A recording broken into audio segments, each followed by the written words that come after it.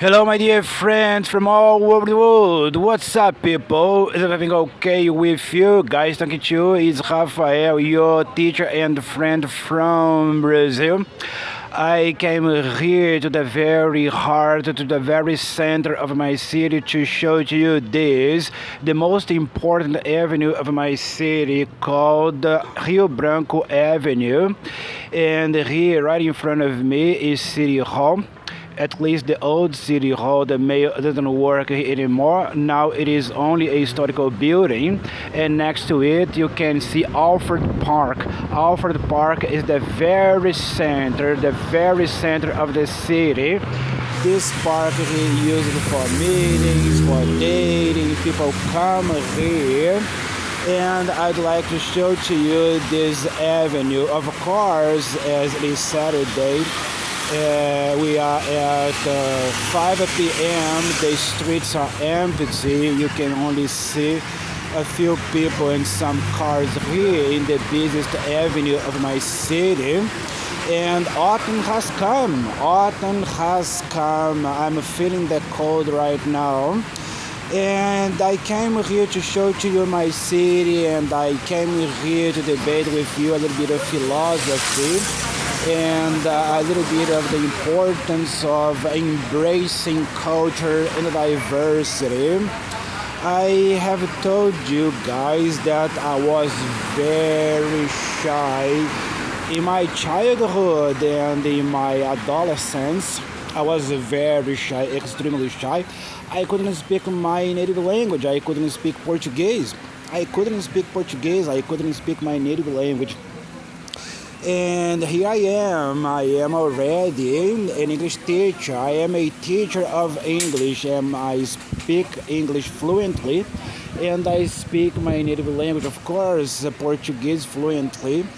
But why was I shy? Why was I so timid? Why was I so inhibited even though I could speak Portuguese fluently? And why was I so timid? Why was I so shy even though I can speak English fluently for more than 10 years now? I'm gonna show you my city. Can you see the buildings? Yeah, there are so many buildings. This is the most important avenue of my city. I'm right at the heart.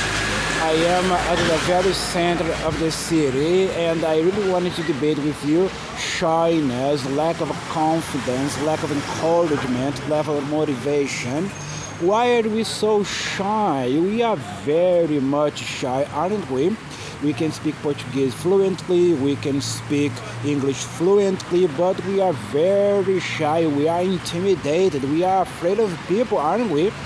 Yes, I was very much afraid of people when I was young.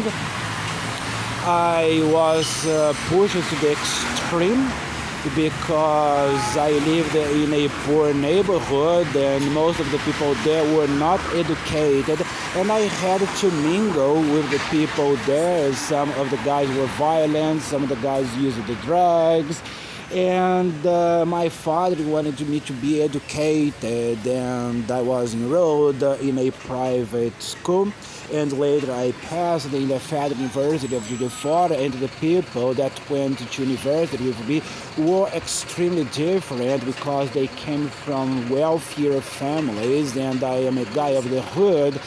Alright, so I came from one extreme to the other, one in which violence determined domination, and the other where wealth and family wealth determined confidence. So I couldn't speak Portuguese fluently, and I couldn't bring about my ideas in my neighborhood because the guys only cared about the violent ones, and they loved the violence, and drug dealers were the heroes, not educated people. So I was shy because of that. I was shy because I couldn't find my place in the world. I couldn't find my gang, my crowd, and in school and in the Federal University I couldn't find my people because they came from wealthier families, and they weren't interested in a person from the hood. They weren't interested in a person with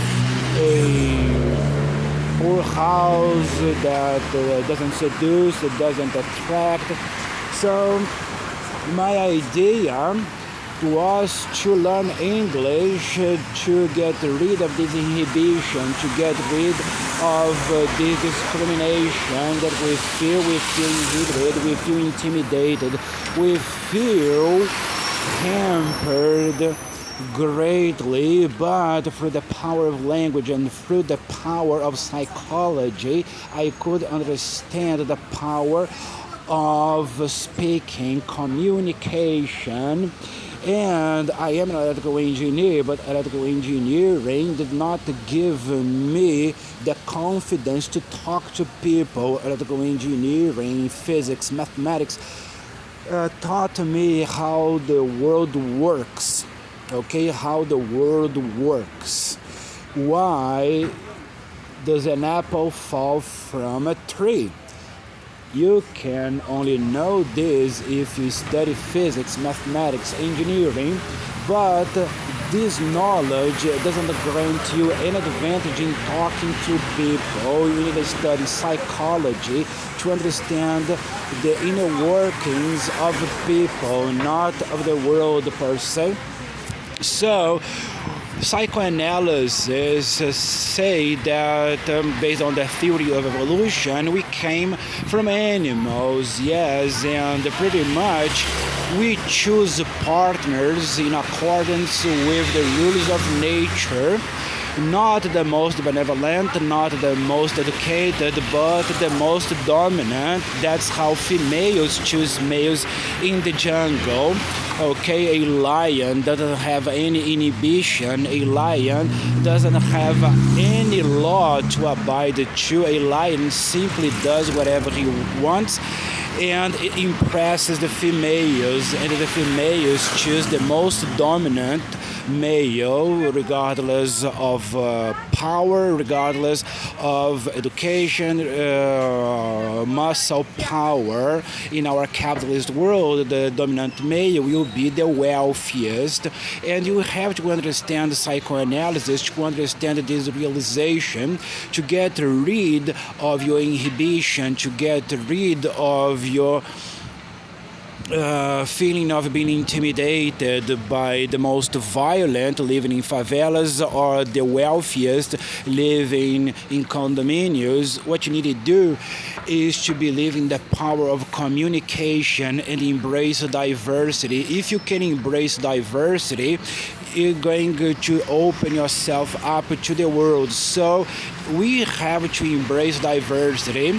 We were taught to praise only a certain kind of people. We were taught to believe that only one certain kind of people, mostly whites of European descent, can be mathematicians, can be successful engineers, can be successful linguists, but the people of color, for example me, can show advanced skills in mathematics, advanced skills in languages, advanced skills in engineering. And if you are willing to embrace diversity, you're going to see that the powers, the forces that push you down will, the shackles that restrain you to the underground world will start to crumble.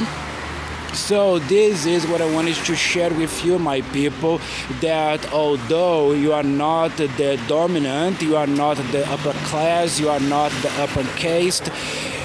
For example, I've been studying the Dalits in India, and they have declared that English is their language, because Hindi does not represent them. Hindi represents only the upper classes. Hindi doesn't represent the Dalits. So English represents me because English helps me break with this tradition of the European descent here in Brazil. All right, they came with Portuguese and all this stuff, and I'm not obliged. Portuguese, the official language of Brazil, but I'm not obliged to speak in Portuguese because English empowers me. I feel empowered by English. That's why I love English so much, my friends. And the power of psychology is this: you have to understand that you are not special for other people, but you are special for yourself. You are entitled of protagonism. People don't care about you. I am recording here a video in the busiest part of my city. Can you see this avenue? This is the most important avenue of my city, and I'm here. Nobody cares about me. That's why I am recording this video, because I know that nobody is going to come here and make me stop. The police is not gonna come here to make me stop, so I feel entitled. I feel free to speak my language, the language that mostly represents me, which is English. English has given me power, the power that Portuguese didn't give. Portuguese for me was a language associated with the dominance of the wealthiest of Brazil, people that control media, people that control Rede Globo, people that control SBT, people that control the minds of the population here in Brazil. Everybody here in Brazil, at least in the 1990s, people only watch the Rede Globo, and I really wanted to get rid of this mind control. I wanted to speak in English because English represents me, and the psychology of this is that if you can see English as a weapon of empowerment, your empowerment, you're going to speak in English in Brazil. You're not going to speak Portuguese, because people in Brazil, Brazil is among the most racist and most unequal countries in the world. If you study inequality, you're gonna see that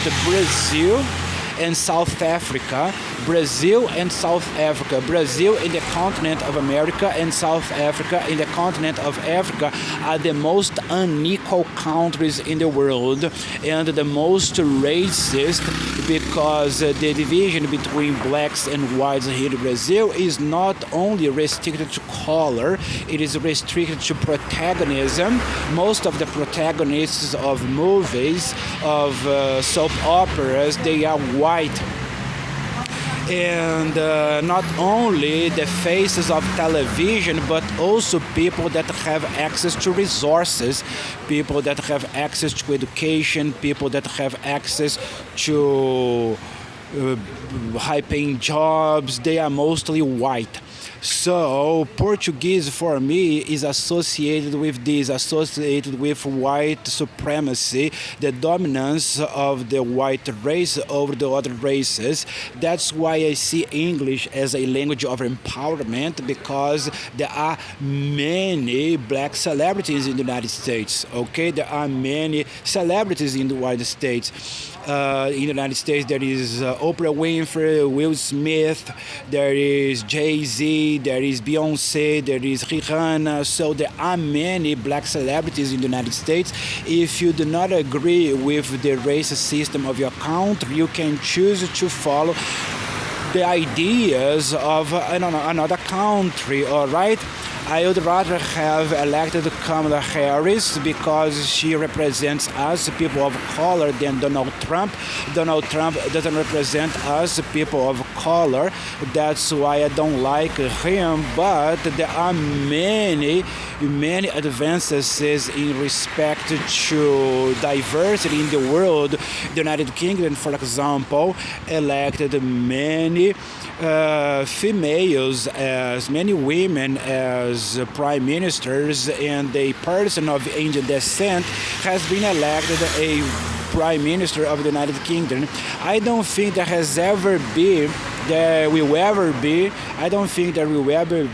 will ever be a black president in Brazil. Brazil is not prepared, and the population is so racist there will never be a black president in Brazil, or a person of color such as me, which I am considered in Brazil a brown person. I am not black, I am considered brown. My race in Brazil is pardo, brown. So This video is about empowerment. This video is about winning over discrimination. This video is about rejecting this culture of drugs, this culture of violence. This video is about the empowerment of people through English, through language. And if you don't agree with your tradition, if you don't agree with your culture, if you see that there is discrimination and racism in your culture, you can choose another culture. I love the United States. I love the United Kingdom. I love Africa, and I've been studying of late India. And India is a country in which there is discrimination. Most of Indians are the same. They look the same. They have the same skin color, but there is the caste system in India, and the Dalits are very much discriminated in India, and they have declared that English is their language because of discrimination. They feel discriminated in Hindi.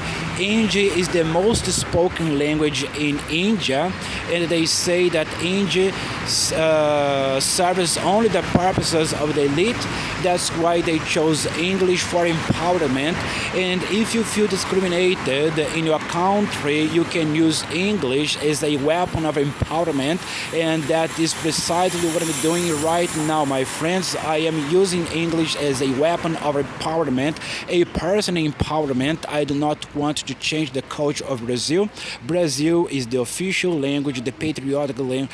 Portuguese is the official language, the patriotic language of Brazil, but it doesn't represent me much. I see Portuguese in a negative way. I see English is in a more positive way because English empowers me. And what you need to do is to get rid of this mental trap and use what empowers you. If it is English, use English as a weapon of empowerment, your personal empowerment. All right, my friends, stop studying English and let's live English.